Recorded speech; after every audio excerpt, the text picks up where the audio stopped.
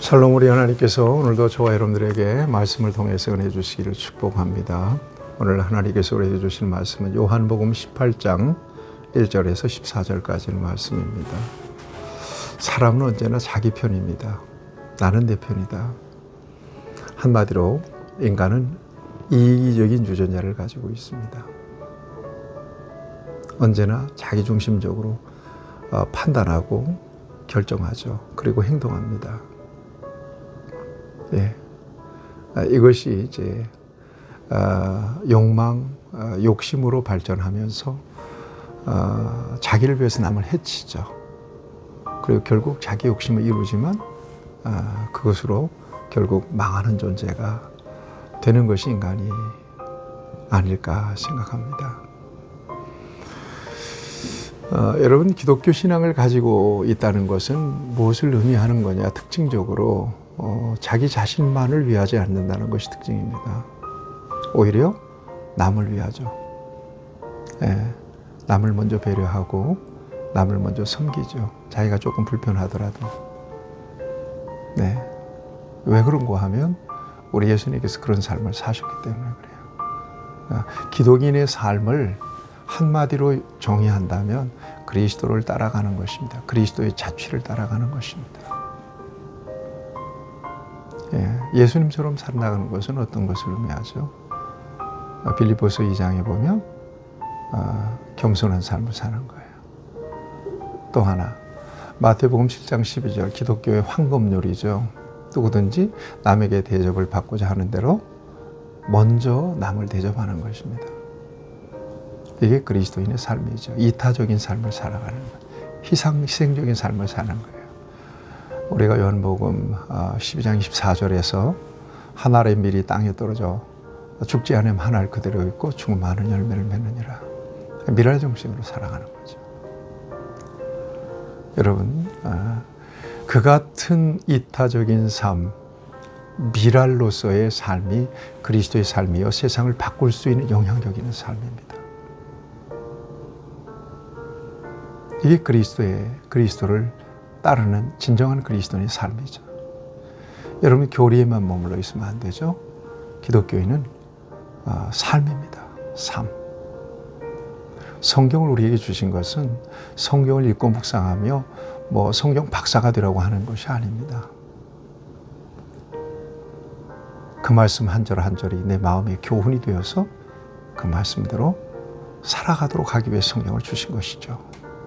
그런 차원에서 저와 여러분들의 삶을 좀 돌아볼 필요가 있습니다. 지나치게 믿으면서도 이기적으로 살지 않는가? 자기중심적으로 살지 않는가? 자기 아집을 버리지 않고 살고 있지 않는가? 오늘 본문의 말씀은 예수님께서 겟세마네 동산에서 잡시는 장면 우리에게 보여주십니다.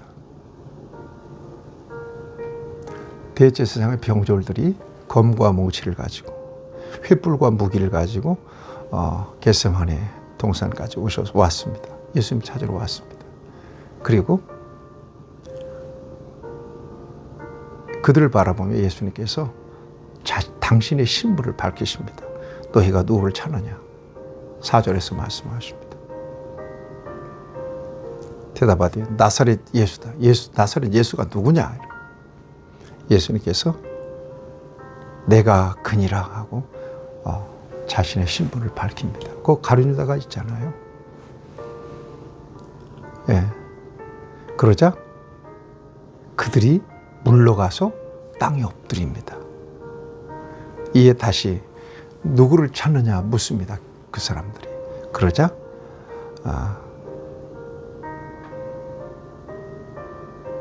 이 나사렛 예수라 하거늘 예수님께서 누구를 찾느냐? 나사렛 예수라.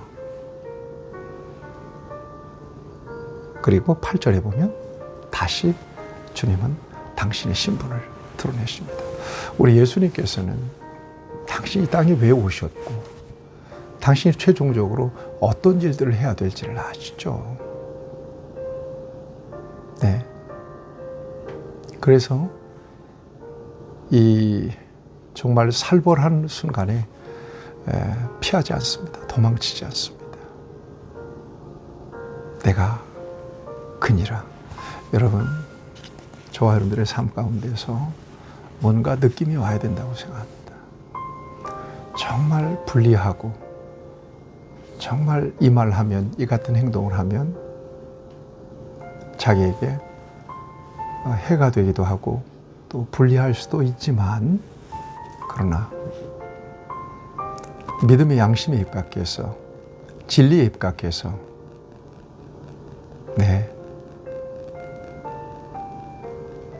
말할 수 있어야 되고 행동할 수 있어야 되는 것, 이것이 바로 그리스도 안에서 진정한 신앙 양심을 가지고 살아가는 사람들의 삶입니다. 이걸 잊지 마셔야 될 것입니다. 내가 그니라. 이 살벌한 상황 속에서 예수님이 당신의 신분을 드러내는 이 같은 담대함, 용기, 이건 저와 여러분들이 꼭 닮아야 될 일입니다. 은근히 피해가 될 것 같으면 믿음의 신분도 가려버리고 신앙 양심도 저버리는 그런 약삭빠른 그리스도인으로 살아서는 안 될 것입니다. 자, 뿐만 아니라 우리 예수님은 제자들을 커버하십니다. 내가 그니라. 그리고는 제자들에게 해가 가지 않도록 제자들을 감싸시고 커버하십니다. 뭐라고 말씀하시는가 하면 8절에 보면 예수께서 대답하실 때 너희에게 내가 그니라 하였으니 나를 찾거든 이 사람들이 가는 것을 용납하라. 이 사람들 가는 것을 용납. 이 사람들을 붙잡지 말아라. 나를 잡아가라. 예. 이 같은 예수님의 그 행동을 9절에서 성경을 인용해서 말씀하고 계십니다. 이는 아버지께서 내게 주신 자 중에서 하나도 잃지 아니하였사옵나이다 하신 말씀을 응하게 하려 함이라. 이렇게 성경을 인용해서 증명해 주십니다. 네. 오늘 저와 여러분들이 예수님의 이 같은 모습을 바라보면서 큰 감동을 갖는 것은 어떤 위험, 어떤 어려운 상황 속에서도 우리 주님께서 우리를 지키시고 감싸시고 보호하신다. 당신의 모든 고난과 모든 시련과 모든 부담은 다 안으시고 하나님의 자녀들인 저와 여러분들, 그리스도를 따르는 제자들은 감싸시고 지키시고 보호하신다. 멋지잖아요. 아름답잖아요. 이것은 곧바로 그리스도인의 삶이 되어야 됩니다.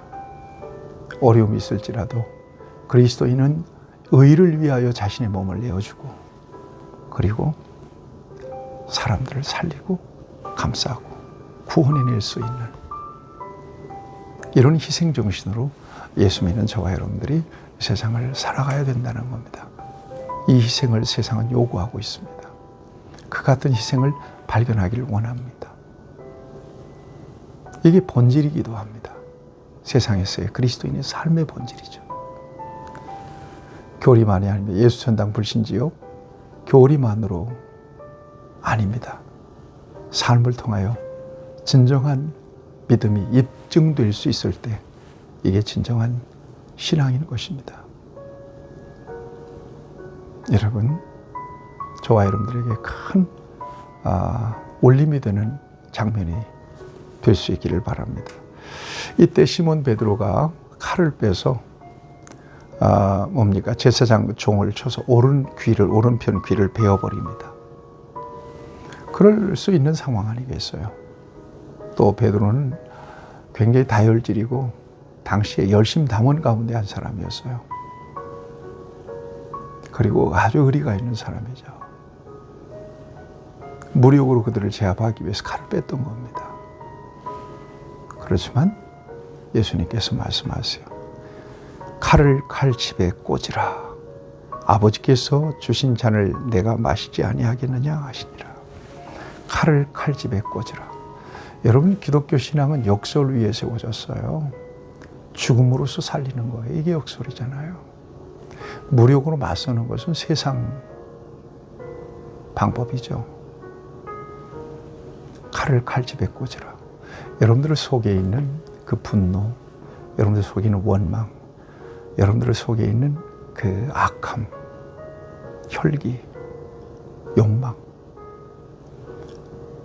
여러분, 이것이 칼이라면 얼른 지금 칼집에 꽂아 넣으셔야 됩니다. 이게 예수님의 방법입니다. 예수님의 명령이기도 합니다.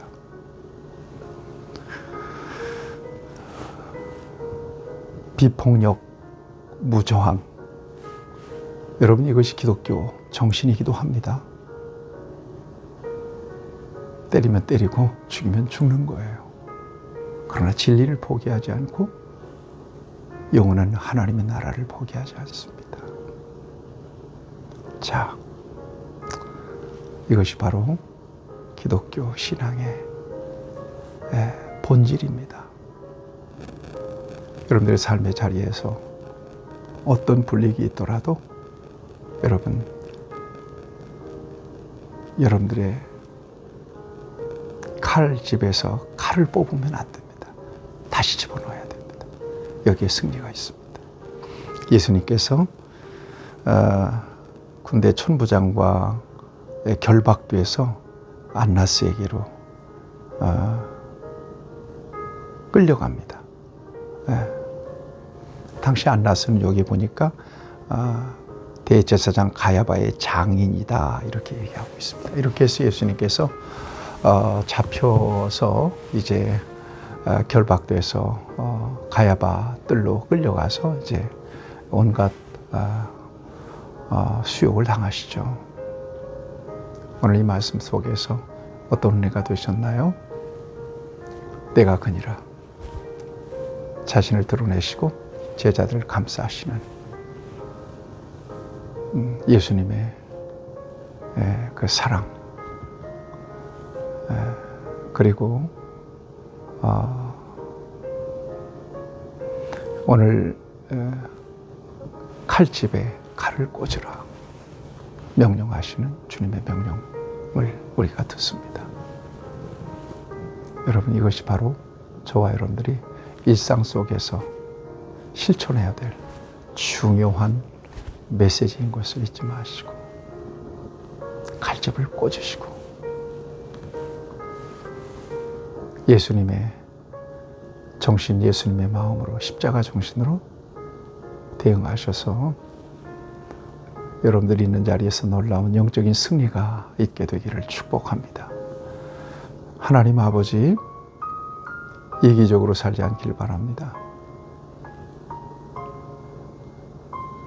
사랑하는 영혼들을 감싸고 내가 희생되고 내가 어렵더라도 손해를 보더라도 하나님 우리 이웃들을 위해서 섬기고 헌신하는 그런 삶을 살아갈 수 있기를 바라고 어떤 순간이라도 칼집에서 칼을 뽑는 일은 없도록 하나님의 성령으로 우리의 마음을 다스려 주옵소서.